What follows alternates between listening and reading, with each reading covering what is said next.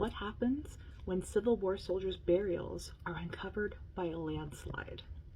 Hi, I'm Angela Sutton. I'm a professor studying slavery, piracy, and historical sites related to the Civil War, and I'm a consulting party for a reinterment project happening at the Vicksburg National Cemetery in Mississippi.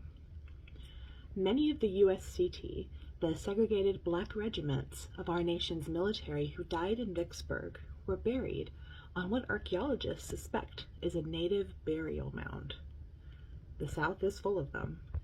Now, burying someone on a hill wasn't the best idea. After a particularly stormy past couple years, the mound experienced a landslide, and dozens of bodies were disturbed. When I came to visit back in March of this year, it looked bad. Some of the remains had been forced to the surface. The park rangers at Vicksburg were on it, though. They wrote a grant and reached out to many people and groups who know a thing or two about black soldiers, the Civil War, burial sites, and bioarchaeology. Together, we talked through the plan to remove the remains to an on-site osteology lab and storage space, stabilize the initial site, and then rebury them with honor under supervision of descendants, the sons of Union veterans, and representatives from the U.S. military and the Choctaw Nation. In the process of doing this, here are some of the artifacts that they found. Now, these are really interesting as they speak to a layered use of the site. So a lot of people don't know that parts of Mississippi used to belong to Spanish-occupied Florida. Now, those of you who have watched some of my other videos on Fort Mose or on Negro Fort know where I'm going with this. So this is a pony bead.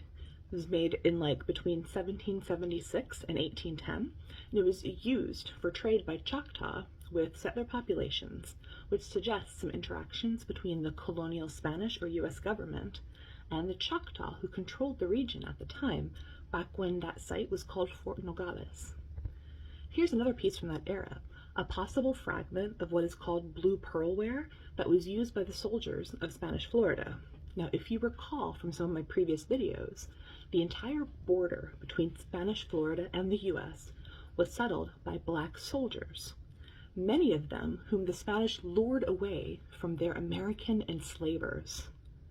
That's right, the Spanish government in Florida offered any enslaved person in the United States a gun to point at their enslavers if they ran south and they agreed to be citizens of Spain.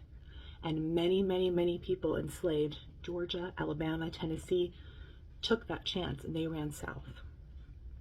So mixed in with these Spanish Florida artifacts are Civil War artifacts. You have buttons, medals, and my favorite, Masonic coffin decorations. So these bronze-plated grapevine decorations and the pyramid pentagon medallions were placed in or on the coffins of black soldiers who belonged to a fraternity. This one here is for Stringer Lodge No. 1, the very first African-American Masonic lodge established in Mississippi. The medallion was generally reserved for people who had served as lodge master. So plan your visit to the Vicksburg National Military Park to learn more, and stay tuned because this is not going to be the only Vicksburg video I do.